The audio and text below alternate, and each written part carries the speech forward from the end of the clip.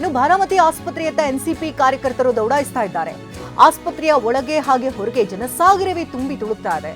ಕಾರ್ಯಕರ್ತರನ್ನ ನಿಯಂತ್ರಿಸುವುದಕ್ಕೆ ಪೊಲೀಸರಂದು ಹರಸಾಹಸವನ್ನೇ ಪಡಬೇಕಾದಂತ ಪರಿಸ್ಥಿತಿ. ಯಾಕಂದ್ರೆ ಅಷ್ಟು ದೊಡ್ಡ ಮಟ್ಟದಲ್ಲಿ ಅಲ್ಲಿ ಸಂಖ್ಯೆಯಲ್ಲಿ ಅವರ ಅಭಿಮಾನಿಗಳು ಆಪ್ತೇಷ್ಟರು ಬಂದು ತುಂಬುತ್ತಾ ಇದ್ದಾರೆ. ಆಸ್ಪತ್ರೆಯ ಒಳಭಾಗಕ್ಕೂ ಜನ ನುಗ್ಗುವಂತಹ ಪ್ರಯತ್ನಗಳನ್ನ ಮಾಡ್ತಿದ್ದಾರೆ. ಹೊರಭಾಗದಲ್ಲೂ ಕೂಡ ಜನಸಾಗರ ಬಂದು ಸೇರ್ತಾ ಇದೆ. ಹಾಗಾಗಿ ಕಾರ್ಯಕರ್ತರನ್ನ ನಿಯಂತ್ರಿಸುವುದಕ್ಕೆ ಅವರನ್ನ ಹತೋಟಿಗೆ ತರೋದೇ ಈಗ ಪೊಲೀಸರಿಗೆ ಹರಸಾಹಸವಾಗಿದೆ. ಇನ್ನು ದುರಂತದ ಅಂತ್ಯದ ಬೆನ್ನಲ್ಲೇ ಅವರ ವಿಚಾರ ಅಜಿತ್ ಪವಾರ್ ಇನ್ನಿಲ್ಲ ಅನ್ನುವಂತಹ ವಿಚಾರ ತಿಳಿತಾ ಇದ್ದಂತೆ ದೊಡ್ಡ ಮಟ್ಟದಲ್ಲಿ ಇಲ್ಲಿ ಕಾರ್ಯಕರ್ತರ ಸಂಖ್ಯೆಯಲ್ಲಿ ಬಂದು ಕುಳಿತಿರುವಂತಹ ದೃಶ್ಯಗಳನ್ನ ನೋಡ್ತಾ ಇದ್ದೀರಿ. ಆಸ್ಪತ್ರೆಯ ಹೊರಭಾಗದಲ್ಲೂ ಕೂಡ ಪೊಲೀಸರು ಅವರನ್ನ ನಿಯಂತ್ರಿಸುವಂತಹ ಪ್ರಯತ್ನಗಳನ್ನ ಮಾಡ್ತಾ ಇದ್ದಾರೆ. ಆದರೂ ಕೂಡ ಕಷ್ಟ ಸಾಧ್ಯ ಆಗ್ತಾ ಇದೆ. ಇನ್ನು ಆಸ್ಪತ್ರೆಯ ಒಳಭಾಗಕ್ಕೂ ಕೂಡ ಹಲವು ನಾಯಕರು ಈಗಾಗಲೇ ಬಂದು ಅಂತಿಮ ದರ್ಶನವನ್ನು ಪಡೆಯೋಕ್ಕೂ ಕೂಡ ಮುಂದಾಗ್ತಾ ಇದ್ದಾರೆ. ಆದರೂ ಸಾಧ್ಯ ಆಗ್ತಾ ಇಲ್ಲ. ಇನ್ನು ಪೊಲೀಸರಿಗಂತೂ ಈ ಸಂದರ್ಭದಲ್ಲಿ ಆ ಕಾರ್ಯಕರ್ತರನ್ನ ನಿಯಂತ್ರಣಕ್ಕೆ ತರೋದೇ ಕೂಡ ಕಷ್ಟ ಸಾಧ್ಯ ಆಗ್ತಾ ಇದೆ. ಈಗ ಇವರ ಮೃತದೇಹಗಳನ್ನು ಆಸ್ಪತ್ರೆಗೆ ರವಾನೆ ಮಾಡಲಾಗಿದ್ದು ಮರಣೋತ್ತರ ಪರೀಕ್ಷೆಯ ನಂತರ ಕುಟುಂಬಸ್ಥರಿಗೆ ಹಸ್ತಾಂತರ ಕೂಡ ಮಾಡಲಾಗುತ್ತೆ. ಇದು ನೇರ ದೃಶ್ಯಾವಳಿಗಳನ್ನ ಕೂಡ ನಾವು ಗಮನಿಸ್ತಾ ಇದ್ವಿ. ಕ್ಷಣದ ಅಪ್ಡೇಟ್ ಅನ್ನ ನಾವು ನಿಮಗೆ ಟಿವಿ ಮುಖೇನವಾಗಿ ತಿಳಿಸ್ತಾ ಇದ್ವಿ. ಆಸ್ಪತ್ರೆಯ ಹೊರಭಾಗದ ದೃಶ್ಯಗಳನ್ನ ನೋಡ್ತಾ ಇದ್ರಿ. ಸಾಗರೋಪಾದಿಯಲ್ಲಿ ಕಾರ್ಯಕರ್ತರು ಅವರ ಅಭಿಮಾನಿಗಳ ದೊಡ್ಡ ಸಂಖ್ಯೆ ಎಷ್ಟು ಮಟ್ಟಿಗೆ ಬಂದು ನಿಂತಿದೆ ಅಂತ, ಅವರು ಎಷ್ಟು ಜನರನ್ನ ಪ್ರೀತಿ ಮಾಡ್ತಾ ಇದ್ರು, ಜನರು ಅವರನ್ನ ಯಾವ ಮಟ್ಟದಲ್ಲಿ ಇಟ್ಟಿದ್ರು ಅನ್ನೋದಕ್ಕೆ ಇದೊಂದು ನಿದರ್ಶನ. ಅಂತಿಮ ದರ್ಶನವನ್ನ ಪಡ್ಕೊಳ್ಬೇಕು. ಜೊತೆಗೆ ಈ ಸಂದರ್ಭದಲ್ಲಿ ಇಡೀ ಕುಟುಂಬಸ್ಥರಿಗೆ ಒಂದು ಸಾಂತ್ವನವನ್ನ ಹೇಳಬೇಕು, ಧೈರ್ಯವನ್ನ ತುಂಬಬೇಕು. ತಮ್ಮ ನೆಚ್ಚಿನ ನಾಯಕ ಇನ್ನಿಲ್ಲ ಅನ್ನುವಂತಹ ಸುದ್ದಿ ಅಭಿಮಾನಿಗಳಿಗೆ ಅರಗಿಸ್ಕೊಳ್ಳೋಕ್ಕೂ ಕೂಡ ಕಷ್ಟ ಸಾಧ್ಯ ಆಗ್ತಾ ಇದೆ. ಪ್ರತಿಯೊಬ್ಬರು ಕೂಡ ದುಃಖದ ಕಡಲಿನಲ್ಲಿ ತಮ್ಮ ನೋವಿನಿಂದಲೇ ಅಗಲಿದ ನಾಯಕನನ್ನ ಕಡೇ ಬಾರಿಗೆ ಕಣ್ತುಂಬಿಕೊಳ್ಬೇಕು ಅಂತ ಆಸ್ಪತ್ರೆಯ ಬಳಿ ಬರ್ತಾ ಇದ್ದಾರೆ. ಸುಟ್ಟು ಕರ್ಕಲಾಗಿ ಹೋಗಿದೆ ದೇಹ, ಛಿದ್ರವಾಗಿದೆ ದೇಹ. ಆ ಸುದ್ದಿಯನ್ನ ಅಭಿಮಾನಿಗಳು ಕಾರ್ಯಕರ್ತರು ಹೇಗೆ ಅರಗಿಸ್ಕೊಳ್ತಾರೋ ಗೊತ್ತಿಲ್ಲ. ಇಡೀ ಮಹಾರಾಷ್ಟ್ರದಲ್ಲಿ ಈಗ ದುಃಖ ತಪ್ತವಾಗಿದೆ. 3 ದಿನಗಳ ಕಾಲ ಶೋಕಾಚರಣೆ ಅಂತ ಮಹಾರಾಷ್ಟ್ರ ಸರ್ಕಾರ ಕೂಡ ಹೇಳಿದೆ. ಈ ದುರಂತ ಅಂತ್ಯ ನಿಜಕ್ಕೂ ಕೂಡ ಇವತ್ತಾಗಿರಲಿಲ್ಲ ಅಂದರೆ ಬಹುಶಃ ತಮ್ಮ ನಾಯಕನನ್ನ ಇವತ್ತೊಂದು ಸಭೆ ಕೂಡ ಅಲ್ಲಿ ನಿಗದಿಯಾಗಿತ್ತು. ಸಭೆಯ ನಂತರದಲ್ಲಿ ಬೆಂಬಲಿಗರನ್ನ ಕಾಣೋದಕ್ಕಾಗಿ ಅಜಿತ್ ಕುಮಾರ್ ಬರ್ತಾ ಇದ್ರು. ಅಜಿತ್ ಪವಾರ್ ಅವ್ರನ್ನ ಕಣ್ತುಂಬಿಕೊಳ್ಬೇಕು ಅಂತಲೇ ಬೆಂಬಲಿಗರು ಕಾಯ್ದು ಕುಳಿತಿದ್ರು. ಕಾರ್ಯಕರ್ತರು ಕೂಡ ಅವರನ್ನ ಸ್ವಾಗತ ಮಾಡಿಕೊಳ್ಳೋದಕ್ಕೆ ಎಲ್ಲ ರೀತಿ ತಯಾರಿಗಳನ್ನು ಮಾಡಿಕೊಂಡಿದ್ರು. ಆದರೆ ಈಗ ದುರಂತ ಅಂತ್ಯವಾಗಿ ಹೋಗಿದೆ. ಕಡೆಯ ಕ್ಷಣದಲ್ಲಿ, ಕಡೆಯ ಸಂದರ್ಭದಲ್ಲಿ ತಮ್ಮ ನೆಚ್ಚಿನ ನಾಯಕನನ್ನ ಕಣ್ತುಂಬಿಕೊಳ್ಳಬೇಕು ಅಂತ ಸಾಗರೋಪಾದಿಯಲ್ಲಿ ಜನ ಬಂದು ಸೇರ್ತಾ ಇದ್ದಾರೆ ಆಸ್ಪತ್ರೆಯ ಮುಂಭಾಗದಲ್ಲಿ.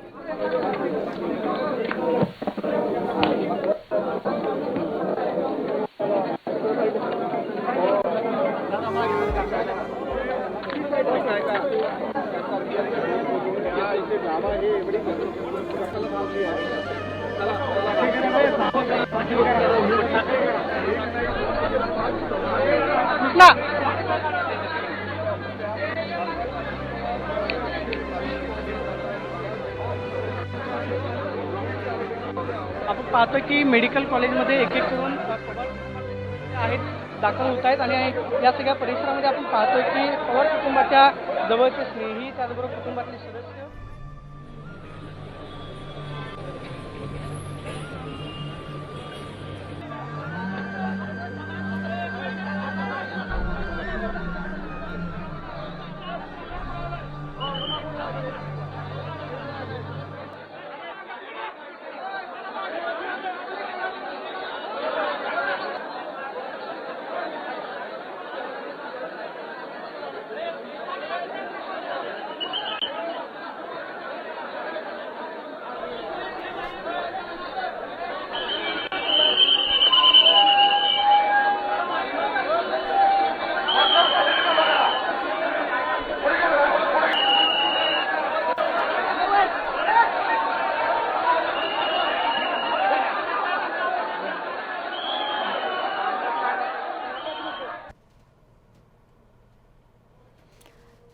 ಮಹಾರಾಷ್ಟ್ರದ ಬಾರಾಮತಿಯಲ್ಲಿ ಉಪಮುಖ್ಯಮಂತ್ರಿ ಅಜಿತ್ ಪವಾರ್ ಅವರ ವಿಮಾನ ಅಪಘಾತಕ್ಕೀಡಾಗಿ ಅವರು ಸಾವನ್ನಪ್ಪಿದ್ದಾರೆ.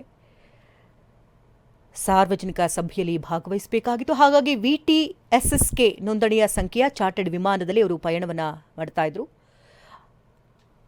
ಈ ಬಗ್ಗೆ ಇನ್ನಷ್ಟು ಡೀಟೇಲ್ಸ್ ಅನ್ನ ಪಡ್ಕೊಂಡ ನೇರ ಸಂಪರ್ಕದಲ್ಲಿ ಮಹೇಶ್ ಇದ್ದಾರೆ. ಮಹೇಶ್, ಈಗಾಗಲೇ ಆಸ್ಪತ್ರೆ ಮುಂಭಾಗದಲ್ಲಿ ನಾವು ಗಮನಿಸ್ತಾ ಇದ್ವಿ, ಸಾಗರೋಪಾದಿಯಲ್ಲಿ ಕಾರ್ಯಕರ್ತರು ಅಭಿಮಾನಿಗಳು ಬಂದು ಸೇರ್ತಾ ಇದ್ದಾರೆ. ಪೊಲೀಸರಿಗಂತೂ ಅವರನ್ನ ಹತೋಟಿಗೆ ತರೋದೇ ಕಷ್ಟ ಸಾಧ್ಯ ಆಗೋಗಿದೆ. ಮರಣೋತ್ತರ ಪರೀಕ್ಷೆ ಎಷ್ಟೊತ್ತಾಗಬಹುದು, ಕುಟುಂಬಸ್ಥರಿಗೆ ಎಷ್ಟೊತ್ತಿಗೆ ಮೃತದೇಹವನ್ನು ರವಾನಿಸಬಹುದು, ಏನು ಅಪ್ಡೇಟ್ ಸಿಗ್ತಾ ಇದೆ?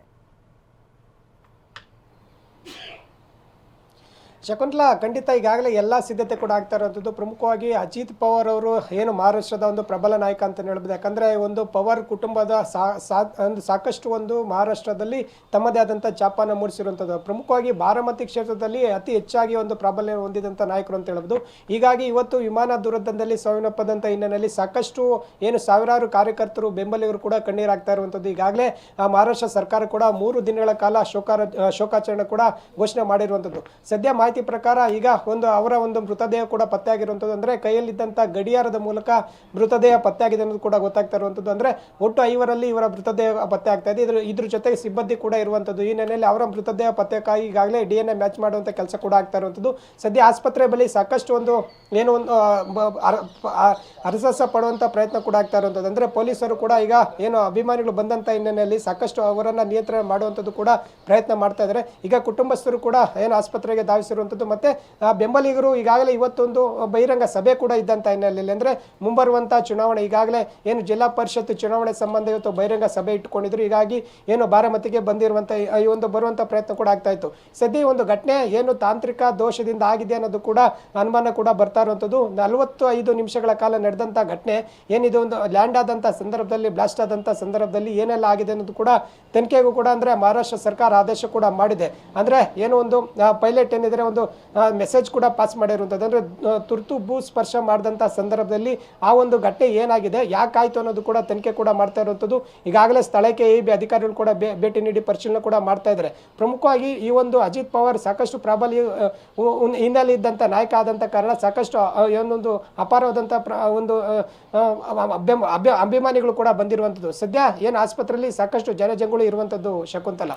ಈಗ ಅಜಿತ್ ಪವಾರ್ ಸೇರಿದಂತೆ ಇನ್ನುಳಿದವರು ಕೂಡ ಅಲ್ಲಿ ಸಾವನ್ನಪ್ಪಿರುವಂಥದ್ದು. ಅವರ ಗುರುತುಗಳು ಪತ್ತೆಯಾಗಿದೆಯಾ? ಕುಟುಂಬಸ್ಥರಿಗೆ ಮಾಹಿತಿಗಳು ಈಗ ಅವರಿಗೆ ಮೃತದೇಹವನ್ನು ಹೇಗೆ ರವಾನಿಸಲಾಗುತ್ತೆ? ಈಗ ಗುರುತು ಪತ್ತೆಯಾಗಿದೆಯಾ ಅಥವಾ DNA ಟೆಸ್ಟ್ ಅವ್ರಿಗೂ ಕೂಡ ಮಾಡಬೇಕಾಗತ್ತಾ?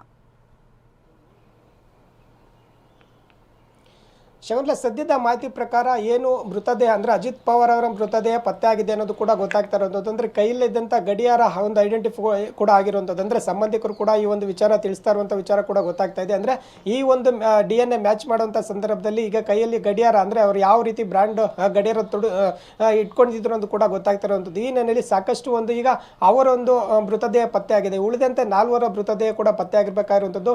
ಅವರ ಒಂದು ಕುಟುಂಬಸ್ಥರ ಸಂಪರ್ಕ ಕೂಡ ಆಗಿರುವಂಥದ್ದು. ಈಗಾಗಲೇ ಆಸ್ಪತ್ರೆಗೆ ಅವರ ಕುಟುಂಬಸ್ಥರು ಕೂಡ ಬಂದಿದ್ದಾರೆ.